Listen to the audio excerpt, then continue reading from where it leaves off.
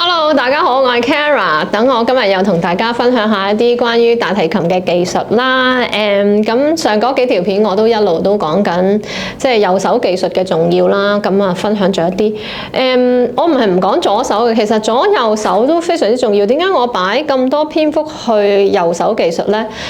坦白講，我都教咗好多年一個初學嘅試讀課程啦，喺我個school 入邊咧。咁咧我就發現咧，其實大家嚟學琴，我都會同啲初學嘅朋友咧傾下偈。你哋點解會嚟學大提琴嘅？係咩原因你哋要嚟學大提琴咧？咁基本上可能9成9嘅人咧都會同我講話啊，其實咧我聽咗咩咩嘅一首歌咧就好中意，入邊有大提琴喎，或者我聽過啲大提琴噶啦。咁無論佢係聽啲 popular 嘅古典音樂好、電影音樂好、流行音樂好，佢哋聽完之後就係因為中意大提琴嘅聲，咁所以先走嚟試下學大提琴嘅。咁講到尾就係大提琴嘅聲音係咪？咁就係右手咯，右手技術啊嘛。咁好多人咧就認為咧，咁到佢哋開始學之後咧，就以為揸啱支弓咧就會拉得好聽啦。咁好多人就諗住揸啱支弓，通常都會冇留意到點樣發音嘅。咁所以到 at the end 咧就拉得唔好聽啦。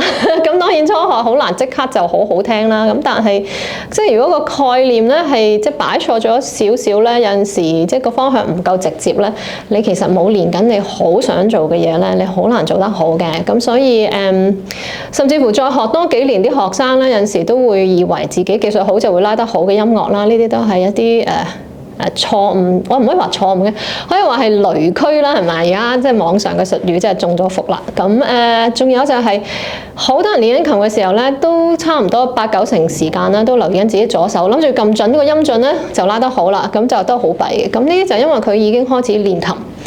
咁當你開始練琴嘅時候，顧得左就顧唔到右啦。咁主要呢個都要牽涉到學生咧，即係用慣左腦定係右腦。咁呢個就講得太遠啦。咁我翻嚟今日度講，又係講右手先，係啦。我只係想俾大家知道，即係右手個重要性咧，你知道都好，咁你都要知點練㗎。咁我上嗰幾集咧已經同大家講過，即係一啲隱伏咗嘅問題啦，例如支弓嘅擺錯方向係點解啊？即係有啲係原因係內心嘅諗法啦，有啲係個手嘅手腕做錯咗少少，咁又會令到即係上半弓拉唔到呢啲咁樣嘅限制啦。你哋 check 翻之前啲片好冇？咁今日咧我就想同大家分享一個練習嘅方法啦。咁即係實質去做係點樣做咧？其實方法咧唔使好複雜、好犀利。即係我咧中意咧好生活咁樣去練琴嘅。咁或者係點樣練琴令自己開心咯？同埋真係做到啦，而且係容易咁樣樣啦。咁我今日帶咗2個小道具嚟，係啦，就係叮叮呢個我帶咗2隻衣夾嚟，一隻。2隻擺低一隻先。咁做啲咩嘢咧？係啦，咁如果咧我哋擺一支長弓喺度，呢可以有練習咧有2個目標嘅。第一個目標咧就係你能夠擺好你一支長弓啦，你拉晒支弓咧，唔好走上走落。咁我就會我示範一次先啊。咁好簡單啫。假如我拉 G 線嘅話，咁我唔會揩到隔離線唔使拉啦。咁我譬如我夾喺 D 線度啦。哎呦！咁你開頭練你咪夾闊啲咯，係咪啊？即係呢個遊戲咧就當係初級啦，簡單啲咁。嗱，我夾咗喺第2條線度，咁我就拉第3條線啦。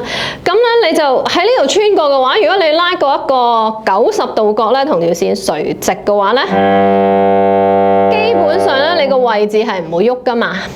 咁但係如果有啲人咧拉錯就好容易就撞到啦，係咪？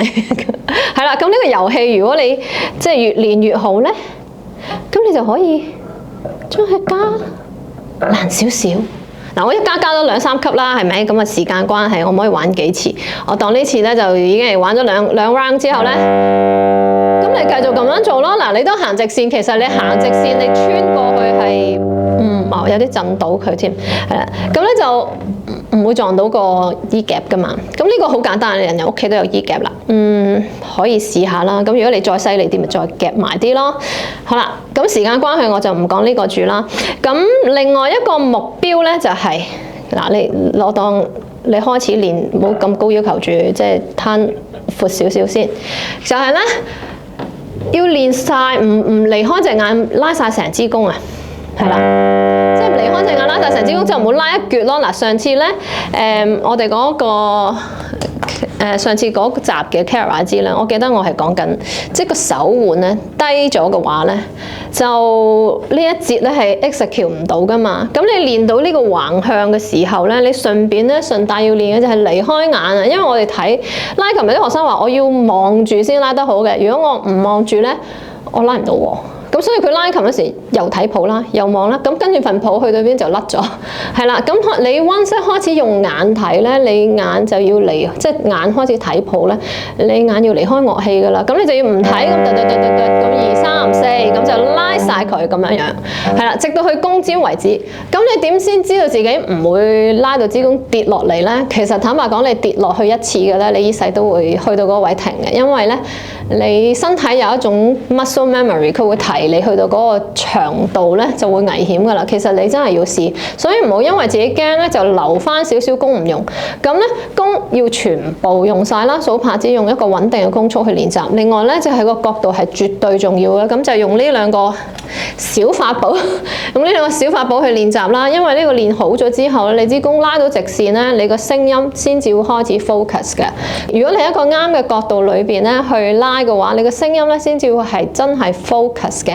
咁你有呢個 focus 嘅聲音咧，你先至可以喺上高去建立唔同嘅音色啊。咁講到尾最後就係大提琴聲咁好聽，我哋想拉出嚟啊嘛，咁先至嚟學大提琴啦。咁所以不能夠不重視咧發音究竟有幾重要嘅。咁所以即係一步一個腳印，大家都真係要喺呢啲最基礎嘅部分咧落功夫，咁先至會有好嘅效果咯。咁將來啦，大提琴先會好聽，係咪？咁有啲乜嘢大家想知道咧？你哋就留言話我聽，有啲乜嘢練習嘅方法，我都好樂意咧就分享俾大家。今集咧就去到呢度啦，咁我哋遲啲再講啦。記得 subscribe 同埋分享我嘅大提琴技術俾你啲朋友知啊！拜拜。